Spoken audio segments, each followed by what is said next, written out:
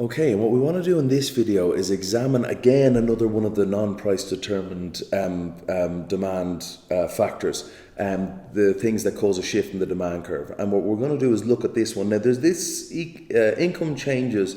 I suppose it can be a little bit intimidating when you look at some of the ideas, but I really do hope to walk you through it step by step. Okay, so what we're going to do now is kind of recap of what we already know. Of course, we're talking about demand, and we're talking about the things that cause a shift in the demand curve. Okay, so we've already said changes in taste of the consumer, changes in the prices of other related goods, changes in expectations of future price, and now we're talking about changes in income of the consumer. Now, this bit will make sense to you, normal goods. The inferior goods may not, but I promise you'll get it. You're smart enough. Now, so what are we doing? Well, we're saying that the 6 non-price determinants of demand, and don't forget price also changes the amount that people buy, but are TOIS, TOEISS. Changes in taste of the consumer, changes in other related goods prices, changes in expectations regarding future price, and then changes in income. Okay, so what again we're going to remind ourselves of is that if there is an outward shift, that is a result of a certain change in any one of the previous 6 things that make up TOIS, but that means that at every price more is bought, and this is called an increase in demand. If there is an inward shift of the demand curve, again caused by a change in any one of the 6 non-price determinants of demand, synopsized in the acronym TOIS, well then that means that at every price less is bought, and this is a decrease in demand, not a decrease in quantity demanded. Now, we all just need to take a little bit of a breath here, okay, because there's going to be using terms that make absolutely no sense to you, and why should they? And then hopefully by the end you'll be like, oh yeah, that language was weird, but I get what you were saying. So, normal goods are goods with a positive income effect. That should make 0 sense to you. So just be clear, right? You should not be any more informed than you were a second ago, right? So you're saying, well, why did I put it in? Well, I want you to understand this eventually. Now, this means that as you get richer, you buy more of a normal good, okay? As now you can afford to buy the things that you prefer, all right? So let's say if you're really struggling and you're a student, let's say, you can ask any student, money is certainly not plentiful, even if you do have a job, and maybe you go out with your friends for dinner once a month. Okay, and that's a nice treat for yourself. You're not staying at home, you're not cooking, it's a nice little thing. Then what happens is you actually get a job. And now your income has increased. Like, you are richer. You're actually getting paid for the first. That's a wonderful experience, guys. I have to say, it's a fantastic experience getting regular pay. And then you're like, turning to your friends and you're like, we're all getting paid, lads, yeah? And you're like, yeah. Well, do you want to go out every Saturday? And they're like, yeah. So you've started from going out once a month for a meal with your friends to now every Saturday, because your income has increased and their income has increased. You are buying more dinners out as a result of the increase in income. Now that is a normal good, because as you got richer, you bought more dinners out with the lads. Okay. However, this would also mean that there is an increase in income would cause an outward shift in the demand curve for normal goods. That makes sense. Your income rises. If we have the demand, price versus quantity, and demand curve that's downward sloping, obeying the law of demand for dinners out, well then an increase in income is going to shift that out. No problem. That's a normal good. Now, also for normal goods, you buy less of them as you get poorer, as now you cannot buy the things that you prefer. So what were we preferring? We were preferring dinners out with the lads, right? No problem whatsoever. Now, unfortunately, as has happened during the time of Corona and COVID, a lot of people have lost their jobs. That means that their income has fallen. One of the smartest things that one can do in terms of making your money go further, following a reduction in your income, is cut out what is called discretionary expenditure. Spending on the things that you like but you don't need. Okay, you pay the mortgage first. You don't pay the bill of the dinner out. Okay, so therefore, as your income fell as an unfortunate result of your unemployment, your income is dropped, or your income is less, your income is reduced. You buy less dinners out. That means that the quantity demanded of dinners out, or even, well, more accurately, the demand for dinners out, has been reduced as a result of your reduction in income. That is also a normal good. You buy more as you get richer, you buy less as you get poorer. That means a decrease in income would cause an inward shift in the demand curve for normal goods. I really hope that makes sense. I really do. As you get richer, you buy more nice things. As you get poorer, unfortunately, you have to buy less nice things. Now, it's not necessarily about quality, but it kind of is. Okay, now, this is potentially the difficult bit, so I just want you to stay nice and happy and nice and calm. What we have is this idea of inferior goods. Randomly, well, that means unusually, not all goods behave in that manner. Okay, now what are we talking about here? So let's say something fancy, which is absolutely meaningless at this point. Inferior goods are goods with a negative income effect. Again, that should be absolutely meaningless. Now, what this does mean, this means that as you get richer, you buy less of them. What? That doesn't make sense. Well, let's just see why you were buying them in the first place. The reason is you were only buying these goods in the first place as you could not afford to buy the goods that you wanted to, right? So if your income isn't large enough to buy the goods that you wanted, you're unfortunately stuck with buying some of the things that I can do it, but I prefer something else. But now with an increase in income, you can afford to buy the goods that you do want to buy, and as such, you buy less of these inferior goods. Now, there's millions of examples, but I just want to keep on going through. Therefore, an increase in income would cause an inward shift in the demand for inferior goods, which is a reduction in the demand for inferior goods. So let's think of this. Again, we will go back to college students. Now, I was and surprisingly still am Irish, but I never had hamburger helper. So maybe this is more appealing to the American crew here. But I was talking to a number of American students, and because of their low income, during their college years, or university years, they used to buy this really low quality cut of meat, and it was like ground up, and I'm sure there was all sorts of things added to it that nobody wants to even envisage. But one thing that they bought a lot of was this thing, it's a spice, it's a seasoning called hamburger helper, and the only reason that they had to buy that was to make the cheap meat that they were buying somewhat palatable. Now, I shouldn't laugh, but I am. And therefore, what happens to their demand for low price cuts of meat, the cheapy meat that nobody really wants, and hamburger helper following when they leave university and hopefully get a job? Well, their income has risen. And I can tell you one thing that this one student in particular told me was the first thing I stopped doing was buying hamburger helper. The reason that he bought it when he was a student was he couldn't afford to buy the nice meat that he wanted.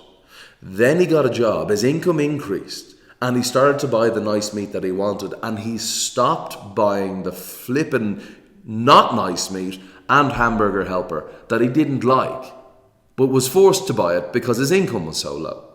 So following an increase in his income after getting a job, now someone's actually paying him to work, his demand for the cheap cuts of meat and hamburger helper were reduced, and therefore there was an inward shift in the demand curve.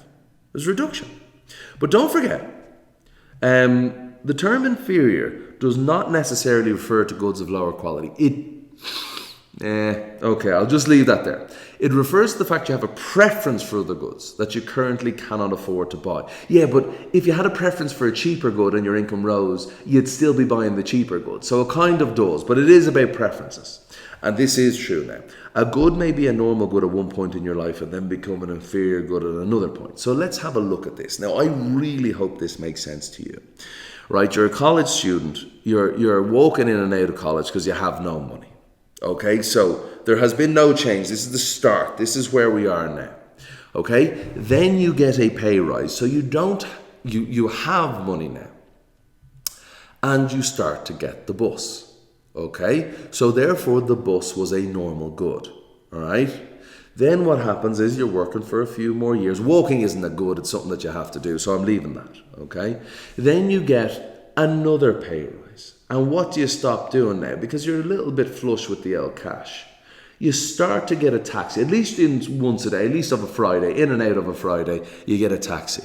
So your income increased, and instead of getting the bus to and from work 5 days a week, which is 10 journeys a week, you get a taxi in and out on a Friday, so your demand for bus journeys following the increase in pay has now reduced. So now the taxi is the normal good, and the bus journeys is not the normal good anymore. It was the normal good, but now it's the inferior good. Okay, I hope that makes sense. You got a pay rise. You couldn't even afford to take the bus as a college student, so you got a pay rise. Now you're taking the bus 10 times a week. It was a normal good. You got another pay rise. You start to take a taxi in and out just to treat yourself on a Friday, and that means that you don't need to take the bus in on a Friday. So following an increase in your income, your demand for bus journeys fell. It ceased being a normal good and started to be an inferior good. I hope that makes sense. And now the taxi is a normal good. You get another pay rise a few years later. And what do, you buy yourself a nice car. Not bad at all if you can get it. All right. And then therefore, what's the car? The car is the normal good. Now, you're driving in and out of work 5 days a week, which is a journey in, a journey out. That's 10 times a week. That means now that your demand for bus journeys has completely fallen to zero, and your demand for taxis has completely fallen for zero. So therefore, taxis are no longer a normal good, but now they are an inferior good. And the thing that I want you to understand is this. With a change in income, your preferences change. And therefore, what may have been a normal good at one stage of your life, depending on your preferences and your income, can become an inferior good at another stage of your life, depending on your new evolved preferences and your new, hopefully higher income. And that's all I want you to understand with normal goods, that at each stage of a pay rise, the demand for the good rose, and then another pay rise, the demand for the previous good fell. And then, so demand for taxis rose, the demand for buses fell. The demand for car journeys rose, and the demand for taxis fell, and buses fell for that matter. So what I want you to understand is that these things change depending on your preferences and your income. Now, if you will forgive me, I just want to go through a few definitions. And I know this is long, and I actually should have defined these in a previous video.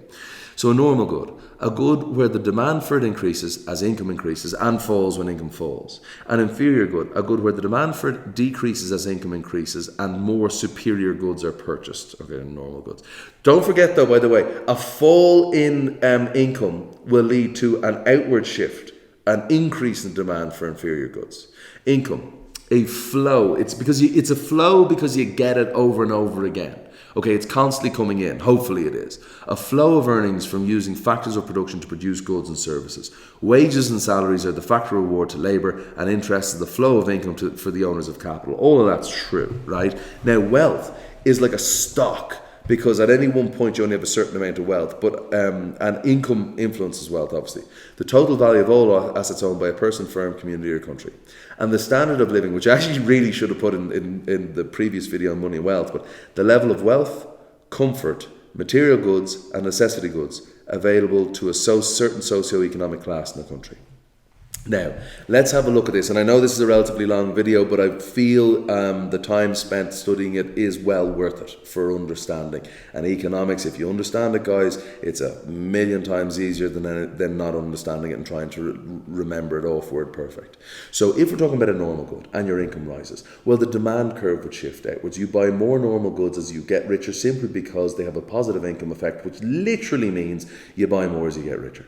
Okay, this means that at every price more is purchased, and this is an increase in demand. An increase in income is followed by an increase in the demand for normal goods. Okay, I've only shown it at one price, but at every price more is bought. Now, a fall in income for normal goods. This is unfortunately your demand for dinners out with the boys after you lose your job, unfortunately. Hopefully it'll never happen. Could easily be fight your way through it until you get to where you want to be. Okay, so therefore there is a decrease in income, and therefore there is a decrease in demand for normal goods. Again, I am only showing one price, but at every price less is bought, and this is a decrease in demand following an inward shift. That's what an inward shift is. Do not forget, normal goods have a positive income effect, which simply means you buy more as you get richer, you buy less, you get poorer. Okay, now a fall in income for inferior goods. Now this is the hamburger helper and the cheap cuts of meat after you leave university and you get a job, right? This is not that. This is after you, unfortunately, you lose your job. You're back to the low price cuts of meat and the hamburger helper. Okay, so therefore the demand for low price cuts of meat shifts outwards. The demand for hamburger helper shifts outwards. That means that at every price, even though I'm only showing one price here, more is purchased. That is an increase in demand, and it's not a happy one, it's an unfortunate one. Because an inferior good, a good with a negative income effect, means you buy more as you get poorer, in this case, and you buy less as you get richer. And at every price, more is bought. That's what an outward shift in the demand curve means. And a rise in income for an inferior good. So this is, again, either the demand curve for low price cuts of meat or hamburger helper. Well, there is an inward shift. You're like, oh, thank God I don't need to buy that stuff anymore. And at every price, even though there's only one price shown here, less is bought. And this is an inward shift of the demand curve, meaning at every price, less is purchased.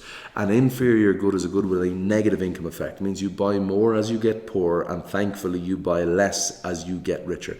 Guys, thank you so much for watching. I really, really hope this helps, and I really hope to see you in the next video.